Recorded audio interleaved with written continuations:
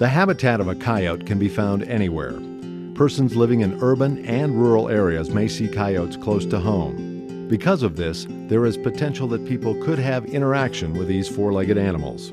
Coyotes can be seen anywhere in the metro area because they adapt really well to living amongst us. We provide a lot of things that are components of their habitat, food source being probably the #1 thing. So if you see a coyote in the open space or going by your yard, that's not uncommon. It's not something to be concerned about because we know there are coyotes here. The coyote is a mammal. It's a member of the canine family, so it's really closely related to fox, wolves, even domestic dogs to some extent. Coyotes are what we call opportunistic, which means they'll eat just about anything. They'll eat anything from birds to bird eggs. They'll eat small mammals, so mice, rats, squirrels, rabbits. And here in the metro area, there are 2 other food sources that coyotes will go after. One of those is trash. So people putting their trash out the morning before pickup, coyotes will use that as a food source. And then the other thing is that pets is a food source for coyotes. So pets that are unattended in people's yards or out in the open space can become a food source for coyotes as well. As far as where you might find coyotes, because they will eat about anything, you can really find them anywhere. What's going to determine where you find a coyote is where it can find habitat. Habitat has 4 components: food, water, shelter, and space. If a coyote can find any of those things in an open space or in a yard, in a neighborhood, coyotes can live there. Coyotes can be active anytime, day or night, and year-round as well. They are most active during dawn and at dusk. That's when they're going to do most of their hunting and most of their traveling, but you can see them out anytime. If you see them out during the middle of the day, that's not unnatural, it's just that they're more active dawn and dusk. You can see them out any time of the year as well, but when they are most active is during their breeding season, which runs roughly from January or February through March.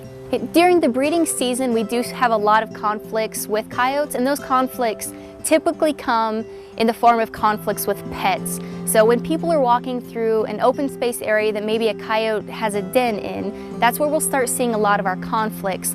Coyotes, just like our domestic dogs, are territorial. So when they have a den that has young in it, just like our dogs with puppies, they're going to be protective of their young and their den site. So when you get people walking through that area really close to the den, you will start having those interactions or those negative interactions with coyotes.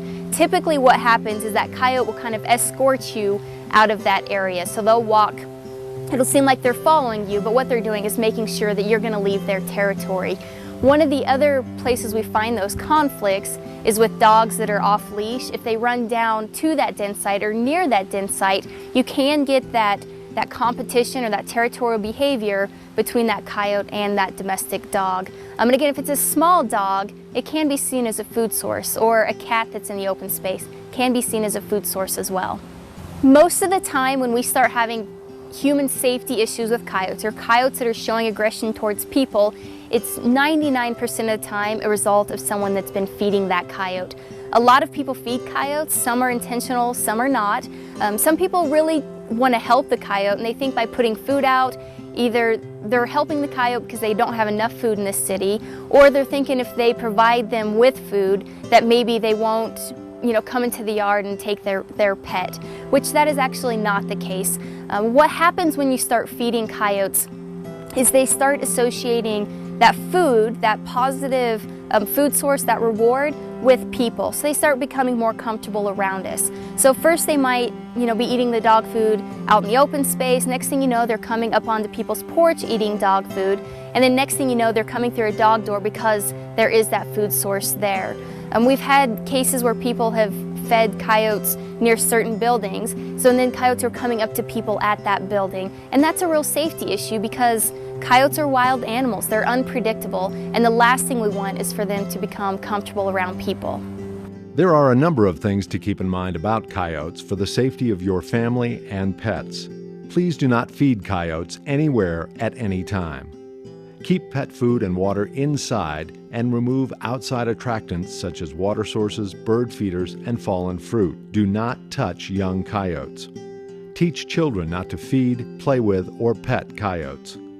Keep garbage in sealed containers with secure lids. Fully enclosed gardens and compost piles. Keep your dogs on a 6-foot leash at all times. And always supervise your pet when outside, especially at dawn and dusk. When you're walking through open space, if you are concerned about seeing a coyote, there are a few things that you can do. One of the things you can do is just be prepared. Know where the coyotes are and where you're more likely to see them. So if you're walking along the trail and there's a lot of vegetation on one side, you might go to the other side or stay away from those areas where coyotes might be using it for shelter, or if there's also like small rodents that might be in there that coyotes might be attracted to for a food source. Just avoid those areas where coyotes might be hiding. Also, if you know of an area where there's a den site, another area you would want to avoid as well. Some other things you can do to be prepared is before you go for your walk or go through the open space, have a few tools with you that can scare that coyote away. What you really want is to make sure that that coyote is not comfortable around you. The last thing we want is for coyotes to get comfortable around us or, right on our property. So what we can do is haze them. There's two different types of hazing. There's a low intensity hazing, and then there's a more high intensity hazing. Low intensity hazing could be anything from yelling or screaming at the coyote, clapping your hands, and even just throwing rocks and sticks, things that are right there in your environment. If you have a little more time to be prepared, you can do something as simple as get a Coke can, throw some pennies in it, and then when you shake it, it'll be, again, that noise that might scare that coyote away. Some other things that you might have with you is some type of an air horn, again, that noise to help scare that coyote away. And then you could even carry pepper spray with you. If you're carrying pepper spray, make sure you try it first and know how it works. But there are a lot of those tools that you can just take with you. Carrying a walking stick, again, is just another thing that you can use to protect yourself, but it ultimately comes down to you really want to haze that coyote. If it's on your property, some things you can do, again, is making those loud noises. If you have lights, then when you go out, flip the lights on, that will also help deter that coyote. If you have a lot of vegetation or that wood pile that might be shelter for the coyotes, you can remove those or try and exclude them some way or cut them back just so it's a little bit less habitat for the coyote, but also habitat for those rodents that the coyotes might be coming into your yard for.